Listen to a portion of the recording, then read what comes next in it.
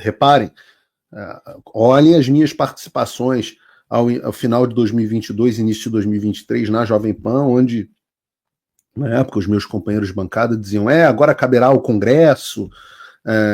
Eu falava, olha, o Congresso pode criar fricção, mas não vem solução do Congresso. Os caminhos institucionais se fecharam, de forma que eu entendo que a gente precisa de ajuda externa para conseguir resolver esse problema. E aí é importante lembrar o que eu disse aqui na terça-feira, que o Trump já falou que o voto tem que ser impresso. Então é natural que os Estados Unidos, agora sob essa nova administração, só reconheçam governos eleitos com voto impresso auditável em países onde a oposição esteja livre para concorrer. E que se alguém está achando que é um absurdo, por que eu estou achando que os Estados Unidos vão se meter com isso? Eu falo, os Estados Unidos mudam a sua política externa de acordo com o líder do seu executivo. O governo Biden foi o primeiro a reconhecer a vitória do Lula. Foi o primeiro a pressionar para que as autoridades brasileiras não questionassem o sistema. Foi o primeiro a dar guarida para esse sistema inverificável. E teve sucesso. Então é natural imaginar que, debaixo de um presidente com uma visão de mundo diferente e que já foi vítima ele mesmo de um sistema eleitoral vulnerável, que a política dele para outros países como o Brasil também mude na direção oposta à política anterior. Agora, como eu estou dizendo, não adianta só vir a pressão exterior se não houver os instrumentos locais, domésticos, dentro do Brasil, como esse. Então, para que a pressão exterior tenha efeito, é condição necessária que aconteça isso que aconteceu, que se passe na CCJ e depois que o Congresso aprove o projeto. Não adianta os Estados Unidos pressionarem e não ter nada no Congresso que crie meios para a pressão institucional americana se materializar como uma ação concreta dentro do país. Então, por isso que eu digo sempre, a gente pode ter ajuda ou podemos ter um país que os Estados Unidos nos atrapalhando. Pode ter um ou outro. Mas as ações precisam ser tomadas internamente. Da mesma forma que foi necessário um Alexandre de Moraes para implementar as políticas de censura que nasceram e foram promovidas pelos Estados Unidos. Então, é fundamental que tenha sido feito, mas tem que ser coordenado com o avanço da pauta internacional, porque nacionalmente, domesticamente, nós estamos ferrados. E volto a dizer, você não pode ter um sistema em que quase 40% da população não confia. Ou mais de 40%, dependendo do levantamento. E isso tudo fica mais duvidoso quando as pessoas responsáveis pela integridade do processo eleitoral criminalizam essa desconfiança e se negam a apresentar resposta para os questionamentos. Pior, perseguem politicamente, mesmo criminalizam aqueles que apresentam questionamento. Vejam esses caras do Instituto Voto Legal que fizeram um trabalho brilhante, que foram colocados no inquérito como quisessem dar um golpe de Estado, por meramente questionar o sistema eleitoral. Com dados, com engenheiros capazes. E você pega nos diálogos, se tem uma coisa que os diálogos da Polícia Federal mostraram, é que as pessoas envolvidas, os diálogos divulgados pela Polícia Federal, para ser mais preciso, né, nesse inquérito de 800, é que as pessoas envolvidas tinham certeza de que havia problema no sistema eleitoral.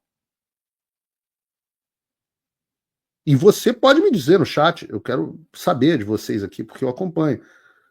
Você acha que houve problemas nas eleições de 2022? Eu não estou nem falando de fraude necessariamente, mas também. Respondam no chat sim ou não. Vocês podem dizer.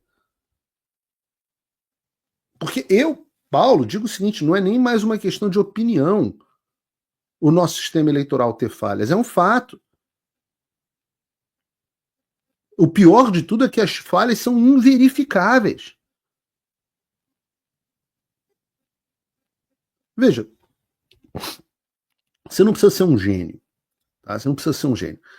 Em 2019, a Força Aérea Americana contratou um grupo de hackers para invadir os computadores de um caça F-15.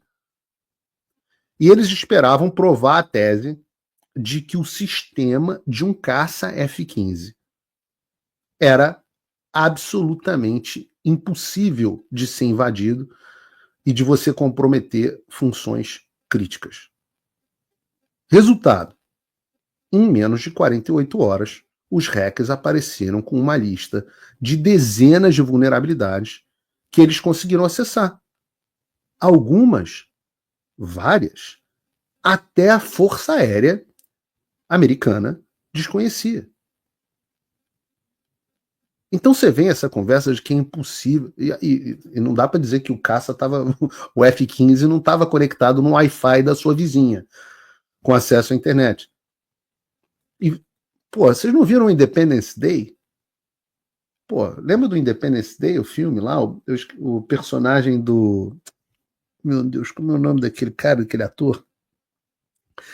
Ele consegue invadir o hacker do computador dos alienígenas. Ele consegue hackear o computador dos alienígenas e botar um vírus lá.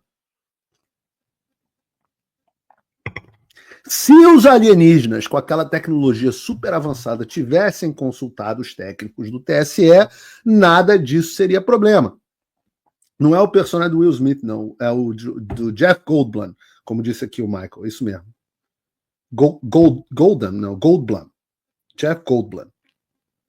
Personagem do Jeff Goldblum. Independence Day é um filme que não fariam mais hoje em dia, né?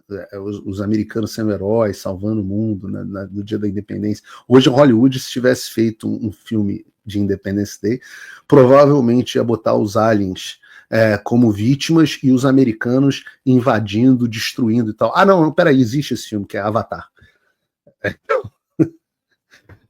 Você vê a mudança de Hollywood, né? De Independence Day para Avatar. Isso não vem ao caso. A ideia aqui central é que a pessoa vem com a ideia de que é impossível que um hacker acesse a urna. Né? Isso é brincadeira. Isso é brincadeira.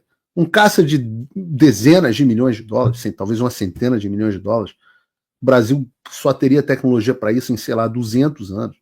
Aí os caras vêm com aquela urna que parece um porra de um pense bem. E não, isso aqui é inhackeável. Porra, não, você tá brincando. Pense Bem denunciou a minha idade. Pense Bem era um computadorzinho de criança que era feito na década de 80, provavelmente na Zona Franca de Manaus.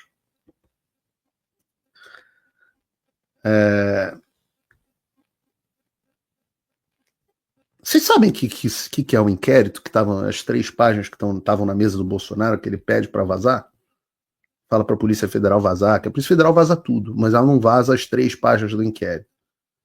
Ele já falou sobre isso, não falei com ele a respeito, mas eu não tenho a menor dúvida do que se trata.